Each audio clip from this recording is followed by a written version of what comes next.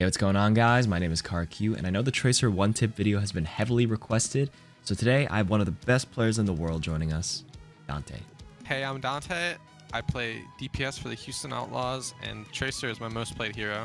So let's start things off with a general tip. Tracer is a very squishy hero, so you need to know how to manage aggression without dying. One way to take less damage is to use map geometry to your advantage on your way towards the target. There was also a patch earlier this year that allows Tracer to blink upwards on ledges, which is super powerful on maps like Ilios. With that out of the way, let's get started. Against Diva, tap your primary fire so she doesn't have a chance to matrix your whole clip. It helps a lot with damaging her. As soon as you demech Diva, throw a pulse bomb at the mech and it will kill baby Diva as she exits. When Diva throws up a bomb, some Tracer guides tell you to recall just as the bomb is about to explode, but I find recalling slightly earlier gives you more time to one-clip her as she's remeching while still dodging the bomb. Against Orisa, there's nothing really scary that you have to look out for. Just farm her by getting around her shield and shooting down her giant hitbox.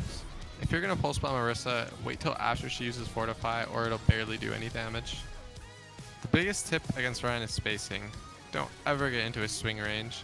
Additionally, Ryan is a very good target for pulse bombs because even if you miss and hit the inside of his shield, you still have a high chance of doing splash damage if he forgets to drop and reshield. I really encourage you to learn 180 pulse bombs on Ryan since it's very forgiving if you miss.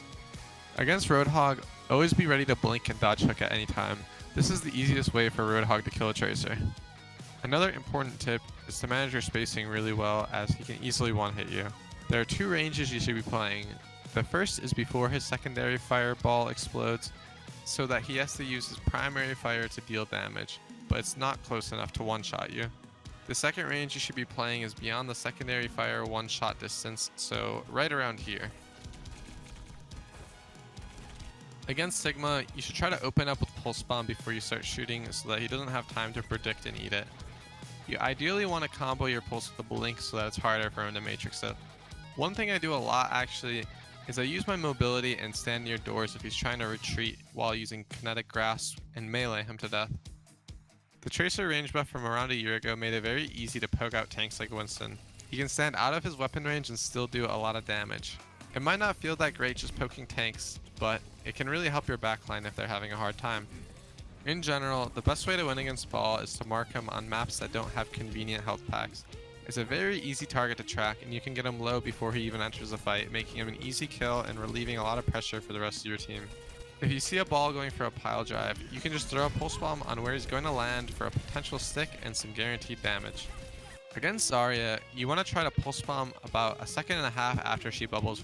It's definitely more important to be later rather than earlier so it doesn't get absorbed completely. One little pulse bomb tip is to try to stick it on the side she's walking towards, that way it'll fall off onto her if your timing isn't perfect. Against hitscan and ranged DPS like Ashe, playing flanky is a very good style. Pathing is super important, so avoid playing at main choke points and start looking to flank. Use the general tip with the map geometry and vertical blinks to close the distance. If you see her scoped in, it should make for an easy one clip. It's hard to kill Bastion without Pulse Bomb, so the best thing to do is try to farm it as fast as possible.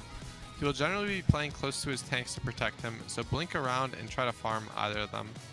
Against Doomfist, this is one of your easier matchups because you can dodge every one of his abilities.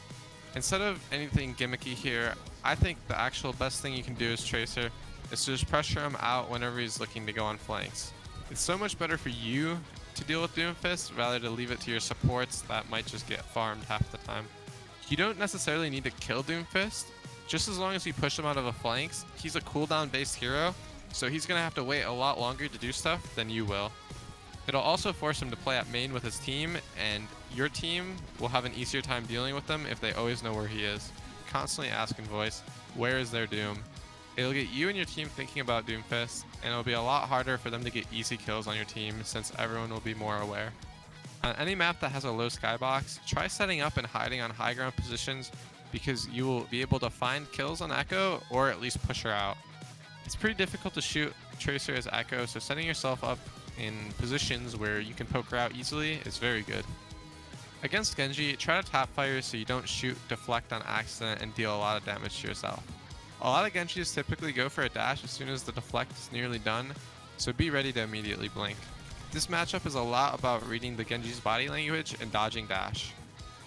What I noticed is that a lot of Hanzo players reactively flick and fire to your movement, so I try baiting out the shot by jumping, then immediately blinking at the peak of the jump. This also applies to a lot of other heroes with their cooldowns and primary fires. When Junk ults, it's very easy for Tracer to go and one-clip him. Just be careful that he isn't camping his own body with Tire. Not many heroes can push his body when he's tiring, so I think it's very important that Tracer does this, especially since she can get out of the situation very easily with recall. Since Tracer got a range buff, you can now do really good damage to Kree while fighting outside his flashbang range. If you go into flash range, just be ready to dodge with the blink. Similar to other hit scans, you can try to hide and come from an off angle to deal free damage. Be very careful 1v1ing Mei since she has the potential to one-hit headshot you. I typically try to avoid fighting Mei because I feel like there's always more valuable targets to fight, but if I had one gimmicky tip for Mei, I'd say try to pulse bomb her ice block as it's about to end and you can get a free stick on her. Since Pharah is basically only playable with a Mercy, try to take advantage that their other support will often not get heals. You can constantly try to fight the other support and it'll make Mercy's job a lot harder. If the other support is getting pocketed, that means Pharah doesn't have pocket and your teammates will probably find an easy kill on her. Tracer is very good at pushing out Reaper at medium distances. Try to avoid close range duels with him and you have nothing to worry about. Forcing out his Wraith will make his job a lot harder and it'll make it a lot easier for your team. It's very hard to kill Soldier when he has his healing station up, so I would recommend shooting him for a little bit, then when he uses healing station, just blink away and do something else for like 5 seconds. Then when his healing station is gone, go back for the easy kill. He might even start shooting someone else and that'll open up an easy window for you to kill him. Tracer is very good for scouting and breaking Sombra's translocator. Just try to call out, I broke Sombra TP, focus Sombra, when you do it and it should help your team a lot. Always assume Sombra can see you when you're hiding and trying to camp her translocator because she could be ready to unstealth and hack you at any time. If they're all stacking on a teleporter, it can be pretty easy to stick a pulse bomb and you have a pretty good chance of getting a multi-kill. Other than that, just be careful of getting too close because if she has a full right click and melees you, you will just insta-die. Or if her right click gets boosted, you can also die. Or if Discord's on you, you can die. There's a lot of ways to die. Against Torb, try to always prioritize breaking the turret or avoiding it. I know it's more ideal for other people to break it, but sometimes you just can't rely on your ranked teammates. Other than that, commit onto him after his overload because armor really reduces Tracer's damage. In the Tracer mirror, make it easier for yourself and try to use resources like Xenorb and Brig armor packs. It should help you bully her out and kill her a lot easier. Always play for your advantage. One gimmicky tip is if you ever find Tracer hiding in a corner, you can easily pulse bomb her recall because you will know where she'll recall for sure. Just make sure you force it within a reasonable time and it's very easy to stick it. Against Widow, try not to show yourself in her sightlines and try to close the distance by flanking. I think you should try to fight the Widow as much as possible since it's very hard for Widow to hit Tracer. It's your job to kill Widow on any map where it's possible for you to reach her position. And it can be hard to kill by herself, so try to set yourself up in positions where you have the advantage. If you see her use nade, that can be a really good opportunity to engage on her. The easiest way Ana can kill you is by hitting a sleep dart, so just make sure you save blinks to try to dodge it.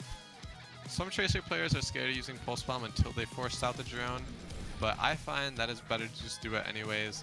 A lot of times, the pulse bomb will instantly destroy the field, leaving the BAP at 40 HP for easy cleanup. Sometimes he'll even mistime the immortality field and you'll get a free kill. The biggest thing against Brig is to not let her proc her inspire passive healing. Stay out of swing and bash range and try to dodge her whip shot. Other than that, she's one of the easier heroes to pulse. She moves pretty slow when she has her shield up and has a decent sized hitbox. If you stick to shield, the other team's Brig could potentially mess up and drop the pulse bomb onto herself. When Lucio uses beat, try to shoot tanks since beat will typically encourage them to feel safe and go super aggressive without putting up their shields or defensive cooldowns.